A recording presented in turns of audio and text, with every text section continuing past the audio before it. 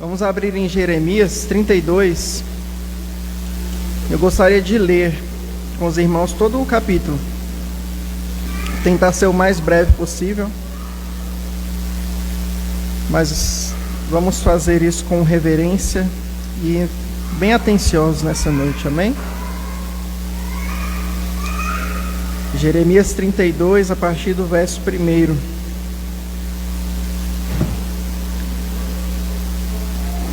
Amém? Os irmãos me ouvem bem aí atrás? Amém? Jeremias capítulo 32 diz assim: Palavra do Senhor que veio a Jeremias da parte do Senhor no ano 10º de Zedequias, rei de Judá, ou 18º de Nabucodonosor. Ora, nesse tempo o exército do rei da Babilônia cercava Jerusalém. Jeremias, o profeta, estava encarcerado no pátio da guarda que estava na casa do rei de Judá, pois Zedequias, rei de Judá, o havia encerrado, dizendo: Por que profetizas tu que o Senhor disse que entregaria essa cidade nas mãos do rei da Babilônia, e ele a tomaria, que Zedequias, rei de Judá, não se livraria das mãos dos caldeus, mas infalivelmente seria entregue nas mãos do rei da Babilônia, e com ele falaria boca a boca, e o veria face a face, e que ele levaria Zedequias para a Babilônia, onde estaria até que o Senhor se lembrasse dele. Como este disse: E ainda que pelejasseis contra os caldeus, não seríeis bem-sucedido? Disse, pois, Jeremias: Veio a minha palavra do Senhor, dizendo: Eis que Hananel, filho de teu tio Salum, virá a ti, dizendo: Compra o meu campo que está em Anatote, pois a ti, a quem pertence o direito de resgate, compete comprá-lo. Veio, pois, a palavra segundo a palavra do Senhor, Hananel, filho de meu tio, ao pátio da guarda, e me disse: Compra agora o meu campo que está em Anatote, na terra de Benjamim, porque teu é o direito de posse e de resgate. Compra-o. Então entendi que isto era a palavra do Senhor. Comprei, pois, de Hananel, filho de meu tio, o campo que está em Anatote, e lhe pesei o dinheiro de 17 siclos de prata. Assinei a escritura, fechei-a com selo, chamei testemunhas e pesei-lhe o dinheiro numa balança. Tomei a escritura da compra, tanto a selada, segundo mandam a lei e os estatutos, como a cópia aberta. Dei-lhe a Baruque, filho de Nerias, filho de Maazéias, na presença de Hananel, filho de meu tio, e perante as testemunhas que assinaram a escritura da compra, e na presença de todos os judeus que se assentavam no pátio da guarda. Perante eles dei ordem a Baruque, dizendo: Assim diz o Senhor dos Exércitos, o Senhor, o Deus de Israel: Toma toda a escritura, essa escritura da compra, tanto a selada como a aberta, e mete-as num vaso de barro, para que se possam conservar por muitos dias, porque assim diz o Senhor dos Exércitos, o Deus de Israel: Ainda se comprarão casas, campos e vinhas nesta terra. Depois que dei a escritura da compra a Baruque, filho de Nerias, orei ao Senhor, dizendo: Ah, Senhor, Deus, eis que fizeste os céus e a terra com teu grande poder e com teu braço estendido. Coisa alguma te é demasiadamente maravilhosa. Tu usas de misericórdia para com milhares e retribuis a iniquidade dos pais nos filhos. Tu és o grande, o poderoso Deus, cujo nome é o Senhor dos Exércitos, grande em conselho e magnífico em obras, porque os teus olhos estão abertos sobre todos os caminhos dos filhos dos homens, para dar a cada um segundo o seu proceder, segundo o fruto das suas obras. Tu puseste sinais e maravilhas na terra do Egito até o dia de hoje, tanto em Israel como entre os outros homens, e te fizeste um nome, qual o que tens neste dia. Tiraste o teu povo de Israel da terra do Egito com sinais e maravilhas, com grande mão poderosa e braço estendido, e com grande espanto, e lhe deste esta terra, que com juramento prometeste a seus pais, terra que mana leite e mel. Entraram nela e dela tomaram posse, mas não obedeceram à tua voz, nem andaram na tua lei. de tudo o que lhes mandaste que fizessem, nada fizeram, pelo que trouxeste sobre eles todo este mal. Eis aqui as trincheiras já atingem a cidade para ser tomada. Já está a cidade entregue nas mãos dos caldeus que pelejam contra ela pela espada, pela fome e pela peste. O que disseste aconteceu, e tu mesmo o vês. Contudo, ó Senhor Deus, tu me disseste: compra o campo por dinheiro e chama testemunhas, embora já esteja a cidade entregue nas mãos dos caldeus. Então veio a resposta do Senhor a Jeremias, dizendo: eis que eu sou o Senhor, o Deus de todos os viventes. Acaso haveria coisa demasiadamente maravilhosa para mim? Portanto, assim diz o Senhor: eis que entrego essa cidade nas mãos dos caldeus, nas mãos de Nabucodonosor, rei da Babilônia, e ele a tomará. Os caldeus que pelejam contra essa cidade entrarão nela, porão fogo a essa cidade e queimarão as casas sobre cujos terraços queimaram incenso a Baal e ofereceram libações a outros deuses, para me provocarem a ira, porque os filhos de Israel e os filhos de Judá não fizeram senão mal perante mim, desde a sua mocidade, porque os filhos de Israel não fizeram senão provocar-me a ira com as obras das suas mãos, diz o Senhor. Porque para minha ira e para o meu furor me tem sido essa cidade, desde o dia em que a edificaram e até ao dia de hoje, para que eu a removesse da minha presença, por causa de toda a maldade que fizeram os filhos de Israel e os filhos de Judá, para me provocarem a ira. Eles, os seus reis, os seus príncipes, os seus sacerdotes e os seus profetas, como também os homens de Judá, os moradores de Jerusalém, viraram-me as costas e não o rosto, ainda que eu, começando de madrugada, os ensinava. Eles não deram ouvidos para receberem a advertência, antes puseram as suas abominações na casa que se chama pelo meu nome, para a profanarem. Edificaram os altos de Baal, que estão no vale do filho de Rinom, para queimarem a seus filhos e as suas filhas a Moloque, o que nunca lhes ordenei, nem me passou pela mente fizessem tal abominação, para fazerem pecar a Judá. Agora, pois, assim diz o Senhor, o Deus de Israel, acerca dessa cidade, da qual vós dizeis: já está entregue nas mãos do rei da Babilônia, pela espada, pela fome e pela peste. Eis que eu os congregarei de todas as terras, para onde os lancei na minha ira, no meu furor e na minha grande indignação. Tornarei a trazê-los a este lugar, e farei que nele habitem seguramente. Eles serão o meu povo, e eu serei o seu Deus. Dar-lhes-ei um só coração e um só caminho, para que me temam todos os dias, para seu bem e bem de seus filhos. Farei com eles aliança eterna, segundo a qual não deixarei de lhes fazer o bem, e porei o meu temor no seu coração, para que nunca se apartem de mim. Alegrar-me-ei por causa deles e farei bem, plantá-los-ei firmemente nessa terra de todo o meu coração e de toda a minha alma, porque assim diz o Senhor: assim como fiz vir sobre este povo todo este grande mal, assim lhes trarei todo o bem que lhes estou prometendo. Comprar-se-ão campos nessa terra, da qual vós dizeis: está deserta, sem homens nem animais, está entregue nas mãos dos caldeus. Comprarão campos por dinheiro, e lavrarão as escrituras, e as fecharão com selos, e chamarão testemunhas na terra de Benjamim, nos contornos de Jerusalém, nas cidades de Judá, nas cidades da região montanhosa, nas cidades das planícies e nas cidades do sul, porque lhes restaurarei a sorte, diz o Senhor. Palavra do Senhor, damos graças a Deus. Amém? Vamos fechar nossos olhos.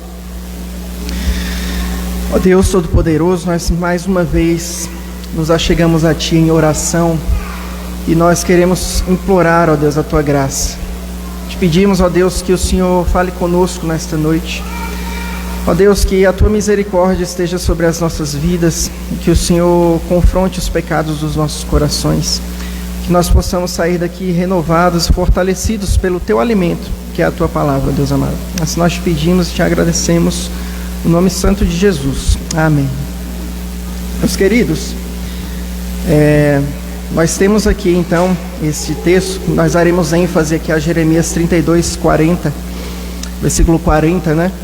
E eu quis ler tudo para que nós já entendêssemos um pouco aqui do contexto, né? Onde Jeremias estava, o que estava acontecendo aqui. E nós vimos aqui, Jerusalém estava cercada pelos caldeus e estava acontecendo tudo conforme Deus tinha profetizado através do próprio Jeremias, né? O próprio Jeremias era chamado de o profeta do juízo, porque ele profetizava, ele sempre trazia essas admoestações ao povo de Israel por causa das abominações e dos pecados que eles vinham cometendo contra Deus.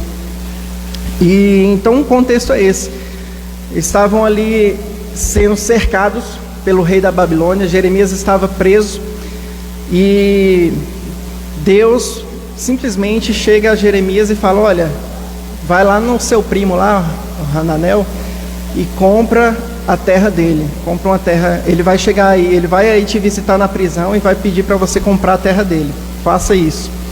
E foi dito e feito. Hananel chegou lá, pediu, falou: olha, compra essa terra aqui, você que tem o direito de comprá-la, compra essa minha terra. Agora os irmãos imaginam, se fosse no nosso contexto aqui, né? Imagina, por exemplo, alguém que mora ali na Ucrânia, né? Que tem uma situação de guerra ali, bem na fronteira onde a Rússia está invadindo. Imagina se alguém te oferecesse uma terra bem ali onde está acontecendo aquela guerra, onde a Rússia está invadindo, onde vai ser tudo perdido. Será que alguém teria na cabeça a ideia de comprar uma terra num local como esse? É claro que não, né? E é justamente o que Jeremias questiona aqui a Deus. Jeremias falou: Senhor, o Senhor é o Criador de todas as coisas, o Senhor fez tudo isso aqui com Israel. Mas é como se ele não estivesse entendendo bem o que Deus queria. Por quê? Ele quase que questiona assim: por que o Senhor está pedindo para eu comprar uma terra, sendo que os caldeus já estão aqui entrincheirados ao redor de Jerusalém, e eles vão entrar aqui, tudo isso aqui vai se perder, tudo isso aqui vai ser deles. Por que o Senhor está me mandando comprar essa terra, né? E isso tem um significado profundo, porque Deus imediatamente dá a resposta a Jeremias e fala: olha, eu estou fazendo tudo isso para corrigir o meu povo, mas eles retornarão. Um dia ainda vai ser comprado e vendida terras aqui. Então Deus entra com essa promessa, e aqui nós temos, a partir do versículo 40, o estabelecimento da nova aliança de Deus, né? Ele profetiza então aqui a aliança messiânica, né? E ele fala, a partir do versículo 40, farei com ele, olha Jeremias, o que vai acontecer aqui, ó, depois que eles voltarem: farei com eles a aliança eterna, segundo a qual não lhes deixarei de fazer o bem.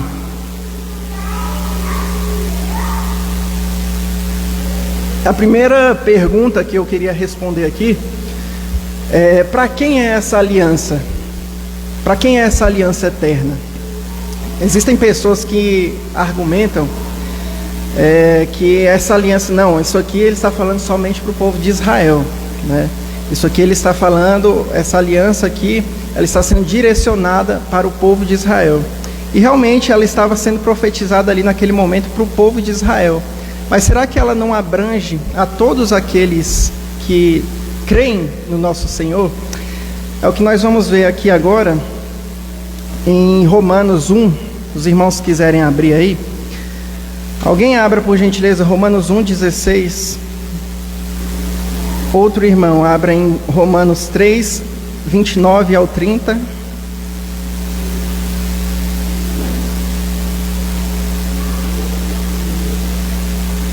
E outro, não, Romanos 1:16 e Romanos 3, 29 ao 30. Romanos 1:16, alguém lê para mim por gentileza?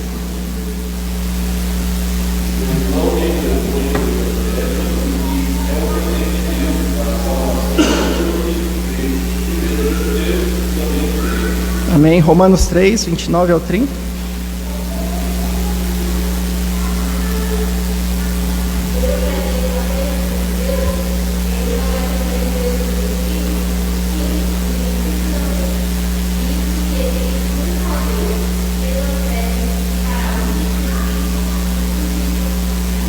Amém. Nós vemos também aqui, irmãos, no próprio texto que nós acabamos de ler, o profeta Jeremias, a resposta de Deus, né? No versículo 27, aí os irmãos podem acompanhar. Está escrito assim, ó: eis que eu sou Deus, o Deus de todos os viventes. Ora, o próprio Deus deixa bem claro, Ele não é Deus só do povo de Israel. Isso nós vamos entender durante todo o percurso bíblico em que nós vamos aprendendo. Essa aliança, meus irmãos, ela abrange não só o povo de Israel, mas ela abrange a todos aqueles, como nós lemos agora em Romanos, que são justificados pela fé no nosso Senhor Deus. Todos aqueles que creem no nosso Senhor Deus, eles são participantes da nova aliança. Por quê? Porque essa aliança ela é feita através de Jesus Cristo, que é o que nós vamos ver agora. A segunda pergunta, meus irmãos, é: o que faz essa aliança ser uma aliança eterna? O que faz essa aliança ser uma aliança eterna? Nós vamos abrir aqui em Hebreus. Também peço que os irmãos me acompanhem, por gentileza. Hebreus capítulo 8.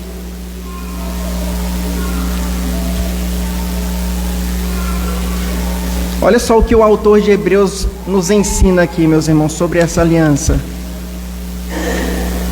Hebreus capítulo 8 está escrito assim: ora, o essencial das coisas que temos dito é que possuímos tal sumo sacerdote que se assentou à destra do trono da majestade nos céus, como ministro do santuário e do verdadeiro tabernáculo que o Senhor erigiu, não o homem, pois todo sumo sacerdote é constituído para oferecer tanto dons como sacrifícios. Por isso era necessário que também esse sumo sacerdote tivesse o que oferecer.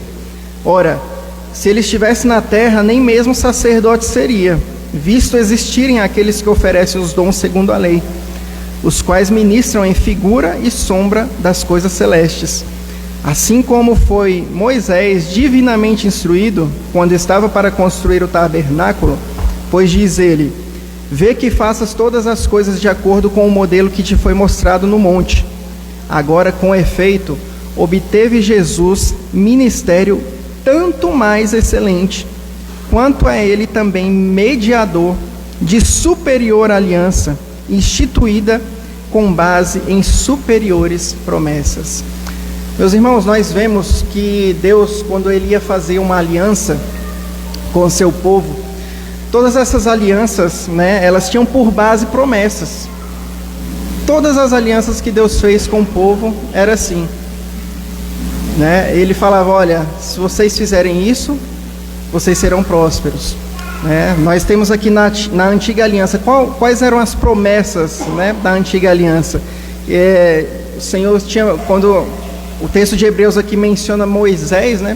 Qual foi a aliança que Deus fez com Moisés ali, com o povo de Israel através de Moisés?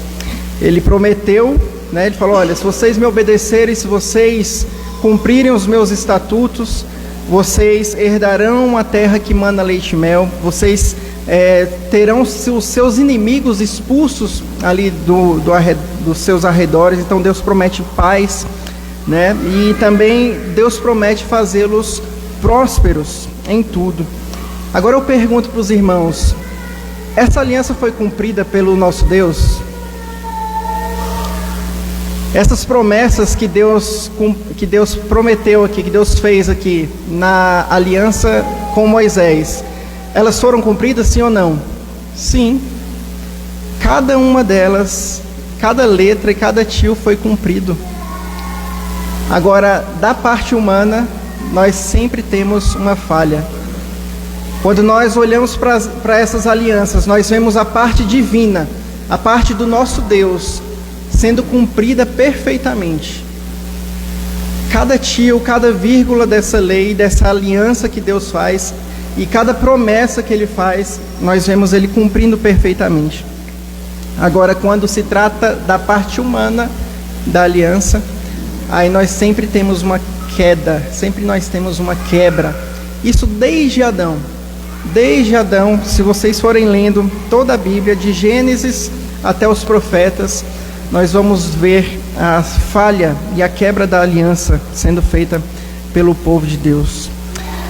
Agora, meus irmãos, nós temos que entender uma coisa: a nova aliança é diferente, porque essa nova aliança, o que faz ela ser eterna, é que de um lado nós temos Deus sustentando suas promessas, e do outro lado nós temos nosso Senhor Jesus Cristo, segurando com a mão forte dele todo o cumprimento da aliança. Jesus Cristo cumpriu a parte humana da aliança de forma perfeita, de forma que, como nenhum de nós poderia ter cumprido, Jesus Cristo, ele foi o único que cumpriu a parte do homem de forma perfeita. A aliança, então, a nova aliança, ela é eterna por quê? Porque ela não depende de nós. Ela não depende da falibilidade humana. Ela não depende das coisas que nós fazemos. Ela depende exclusivamente daquilo que Jesus Cristo fez na cruz. Exclusivamente daquilo que Jesus Cristo fez durante a sua vida, que foi cumprir toda a lei perfeitamente, e no fim ele morreu como o sacrifício perfeito, como o cordeiro perfeito. Amém? Agora, meus irmãos, nós também temos promessas nessa nova aliança. E aqui no texto de Jeremias, nós vemos muito claramente essas promessas sendo estabelecidas. Jeremias 32:40. Farei com eles aliança eterna. Então aqui o Senhor já está anunciando que viria essa aliança. E a primeira promessa que o Senhor Deus nos faz aqui, alguém abre por gentileza em Romanos 8:28. Já eu vou pedir para ler. A primeira promessa que nós vemos aqui é: segundo a qual não deixarei de lhes fazer o bem. Ele não deixará de nos fazer o bem. Aqui está uma promessa. Agora vamos entender algo aqui e que fique muito claro o que é o bem do Senhor. Porque muitas vezes a gente se pega questionando, né? Se o Senhor está me fazendo o bem, se o Senhor só vai me fazer o bem, por que o meu filho está no hospital? Por que minha esposa foi acometida de tal enfermidade? Por que eu fui despedido do meu serviço? Né? Alguém leia por gentileza, meus irmãos, o texto de Romanos 8:28.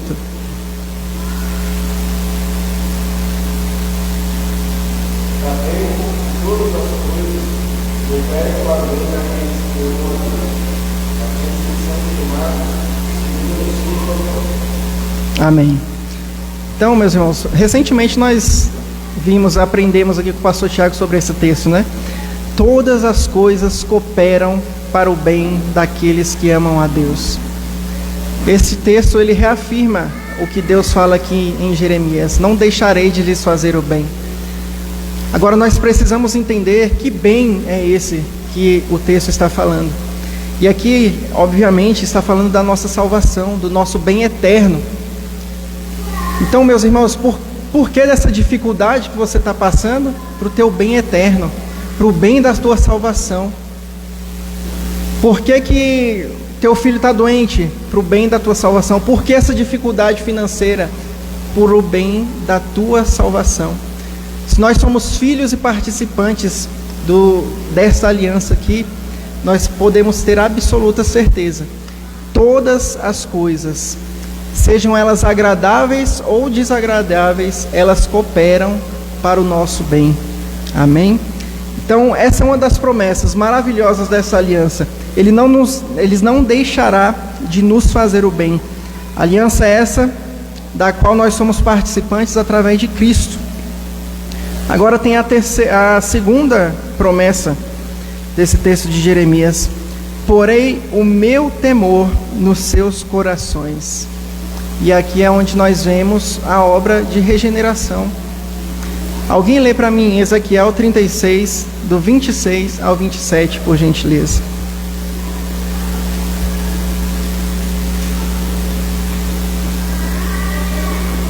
Os irmãos me perdoem, eu esqueci de distribuir os papelzinhos, eu estava com os textos aqui, eu distribuí para os irmãos lerem e esqueci. Mas não tem problema não. Ezequiel 36, do 26 e o 27.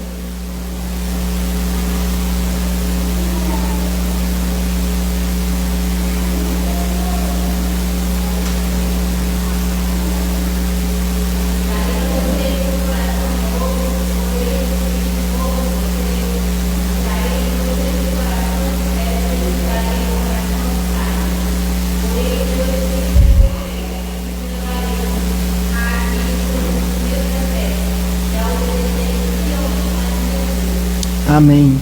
Olha que maravilha isso, meus irmãos. Olha que promessa maravilhosa para os nossos corações. Porei o meu temor nos seus corações. No texto que nós lemos está escrito em Hebreus, né? Mais para frente está escrito assim que Deus escreverá a lei dele nos nossos corações. Isso aqui é nada mais nada menos do que a obra de regeneração do nosso Deus nas nossas vidas. Ele nos prometeu e Ele fará, Ele cumprirá como Ele sempre cumpriu as suas promessas. Essa promessa aqui, ela me faz lembrar de uma frase sobre o Evangelho, que é o seguinte: o Evangelho, ele não nos exige obediência. Há apenas duas coisas que o Evangelho nos exige: fé e arrependimento.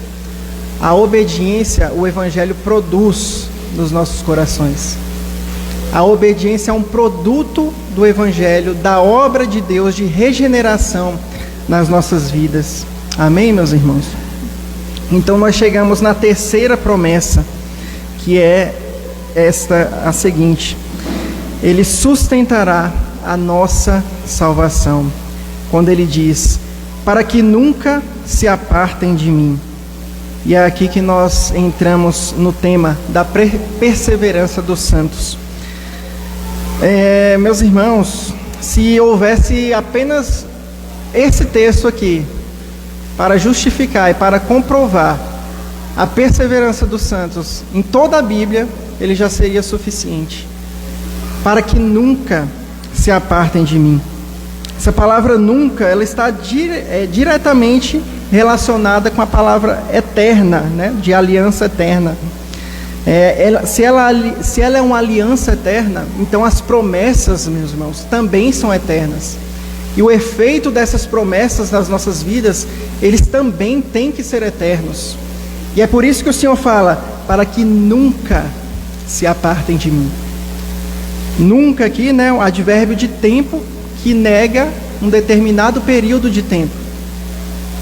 A palavra nunca é um advérbio de tempo que nega um determinado período de tempo. Então não é como se Deus estivesse falando assim, olha, para que nunca se apartem de mim enquanto estiverem me obedecendo.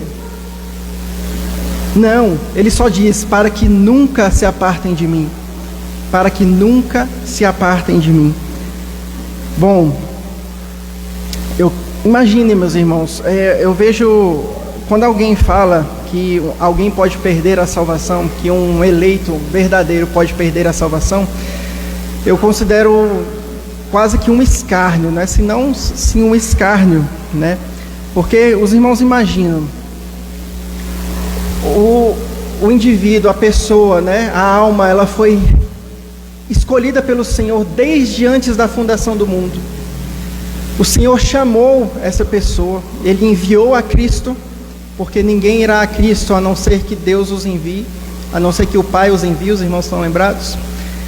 Cristo recebe essa pessoa. Lembre que o que Cristo fala, que de maneira nenhuma, os que vierem a mim, de maneira nenhuma os lançarei fora. Por quê? Porque o Pai é que os envia. Então Cristo recebe essas pessoas. Por sua vez, Cristo morre na cruz, perdoando os pecados dessas pessoas. Cristo regenera o coração dessas pessoas. Cristo coloca o Espírito Santo no coração dessas pessoas. Mas no final essas pessoas estão no inferno.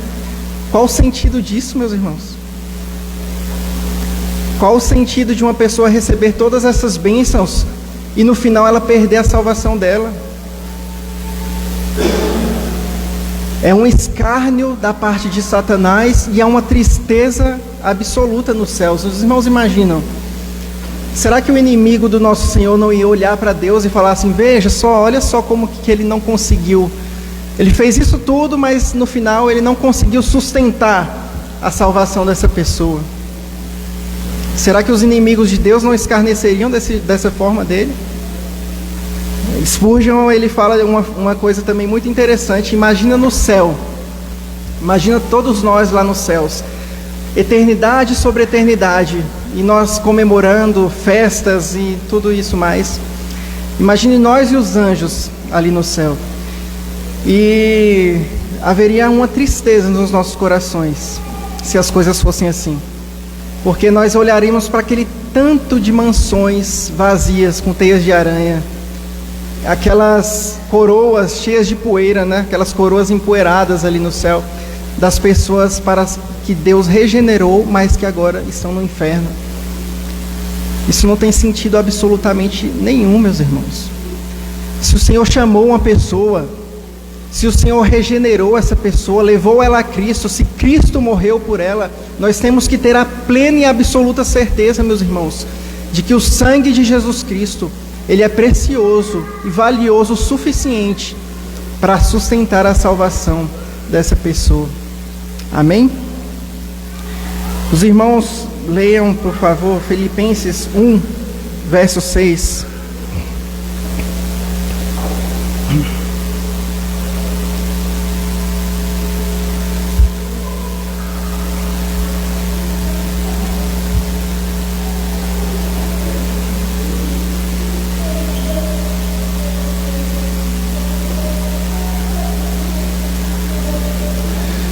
Filipenses 1, 6.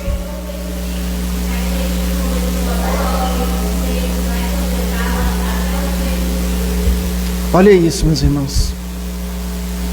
Será que o Senhor Deus não tem poder suficiente para cumprir essa promessa? Se Ele começou a boa obra nas nossas vidas, meus irmãos, a boa obra da salvação nas nossas vidas, e o texto ainda fala, até o dia de Cristo, Ele completará essa boa obra. Agora eu pergunto, Cristo já voltou? Cristo há de voltar, não há? Ele já voltou? Ainda não. Ou seja, até o dia que Ele voltar, nós podemos ter a absoluta certeza de que o Senhor sustentará em suas mãos a nossa salvação. Para isso nós temos que estar firmados na rocha que é Cristo. É por isso que Cristo é comparado à rocha. Quando nós construímos a nossa casa na areia, em um fundamento, é um fundamento que não tem base, é um fundamento que qualquer tempestade, qualquer água que passe ali, derruba aquela casa e grande será a sua queda. Se nós não crermos em Cristo, meus irmãos, como essa rocha firme, em que nós podemos construir as nossas casas com toda segurança, nós viveremos num desespero absoluto, num desespero total aqui. Eu lembro, né, que eu vivi tão aflito no período da minha adolescência, porque eu tinha esse entendimento. Acabei de mentir aqui, nossa, mas se Jesus voltasse agora, eu estava enrolado, viu? Nossa, se eu morresse agora, já era, não tenho salvação, vou para o inferno. Isso, meus irmãos, é viver de forma completamente distante da rocha que é o nosso Senhor Jesus Cristo. Depois que eu entendi que você pode depositar a sua confiança completamente no Senhor Jesus Cristo e que de maneira nenhuma você perderá a sua salvação, isso é uma paz tremenda, uma alegria que o Senhor traz para os nossos corações. Agora, meus irmãos, tem outra pergunta que eu preciso fazer, que é uma pergunta muito frequentemente feita. Já que nós temos a salvação, já que nós não perderemos a nossa salvação, já que isso é sustentado por Deus, já que Jesus Cristo fez todo o trabalho da salvação, nós podemos viver como nós queremos? Isso é mais um escárnio, né? Isso é usado também como um escárnio. Muitas pessoas falam, então quer dizer que Já que você não perde a salvação, agora você vai viver do jeito que você quer, você pode fazer o que você quer. Mas, meus amados, isso também é outra coisa que não tem sentido algum. Porque os irmãos lembram do que nós acabamos de falar, o Senhor regenerou os nossos corações, o Senhor escreveu a lei dele nos nossos corações. Como que uma pessoa que tem a lei do Senhor em seu coração, como que uma pessoa que foi regenerada vai continuar em uma vida de pecado? Uma pessoa regenerada, ela jamais pensaria dessa forma. Ela jamais falaria assim: agora vou fazer o pecado que eu quero, vou viver da forma que eu quero, porque está tudo bem, está tudo feito por Cristo. Jamais, jamais. Isso também não tem sentido algum, meus irmãos. O texto ele diz para que nunca se apartem de mim, e não embora se apartem de mim. O texto diz assim: serão salvos e nunca se apartarão de mim. Ele nos diz: serão salvos embora eles se apartem de mim. Isso é uma loucura pensar dessa forma. Nós seremos salvos, meus irmãos, porque o próprio Senhor sustentará a nossa salvação. O próprio Senhor cuidará para que nós nunca nos apartemos do nosso Deus, meus irmãos. Spurgeon também fala uma coisa que é incrível. Ele diz assim, que a regeneração e a obra do Espírito Santo, ela é tão poderosa na vida de um crente, ela é tão transformadora e tão profunda, que se nós pudéssemos viver como queremos, nós viveríamos em perfeição absoluta. Nós não pecaríamos mais. Imagina, meus irmãos, se Jesus Cristo aparecesse agora aqui para você, e Ele falasse: a partir de agora, se você quiser, você nunca mais vai pecar, você vai viver uma vida de comunhão perfeita comigo. Alguém aqui recusaria isso? Você pensa assim? Já parou para pensar nisso? Se há alguma dúvida, meu irmão, no teu coração em relação a isso, é bom que o irmão coloque em questionamento a sua salvação. Faça isso entre você e Deus. Porque se aparecesse uma oportunidade de você viver para sempre, sem pecado algum, imagina, Jesus ia falar: olha, você nunca mais vai fazer isso aqui, que você gosta, sabe esse aqui que você faz, que ninguém vê? Você nunca mais vai fazer isso. Você vai viver perfeitamente agora. Spurgeon diz isso. Se nós somos verdadeiramente regenerados pelo nosso Senhor Jesus, e nós fôssemos viver da forma que nós queremos viver, nós não viveremos uma vida de pecado. Nós viveríamos uma vida de santidade, porque é isso que a regeneração faz nos nossos corações. E isso é o que traz paz. A paz que nós já aprendemos, né? Aquela que ultrapassa todo o entendimento. É isso que traz a segurança para as nossas vidas e firmeza na rocha que é nosso Senhor Jesus Cristo. Amém, meus irmãos? Que os nossos corações, irmãos, estejam meditando nessas palavras e que nós não tenhamos dúvida alguma nos nossos corações. O Senhor Jesus está nos sustentando e Ele fará isso até o último dia. No Evangelho diz, Jesus mesmo, palavras de Jesus: eis que estarei convosco todos os dias, não temam, não temam. Eu estarei convosco todos os dias. Isso é uma promessa maravilhosa para as nossas vidas, meus irmãos. E nós precisamos ter isso muito claro e muito bem definido. Amém? Vamos fechar nossos olhos, vamos orar ao nosso Deus.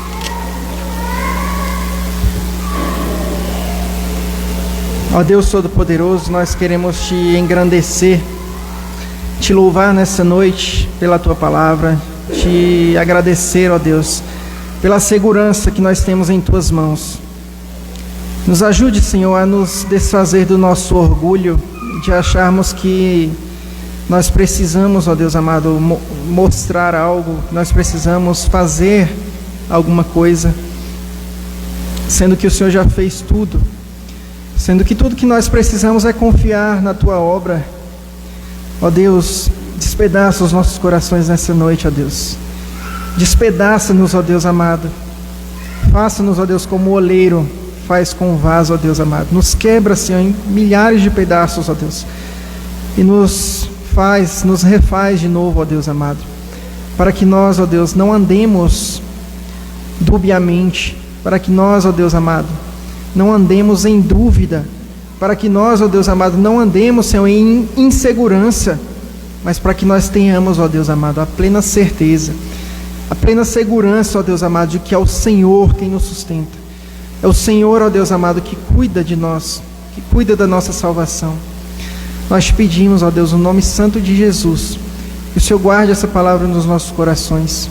E que nós, ó Deus amado, possamos viver cada dia, Senhor Deus, para o Teu agrado, sendo, ó Deus amado, mais agradáveis a Ti, mais parecidos com Jesus Cristo, em santidade, ó Deus, em amor, em serviço ao nosso próximo.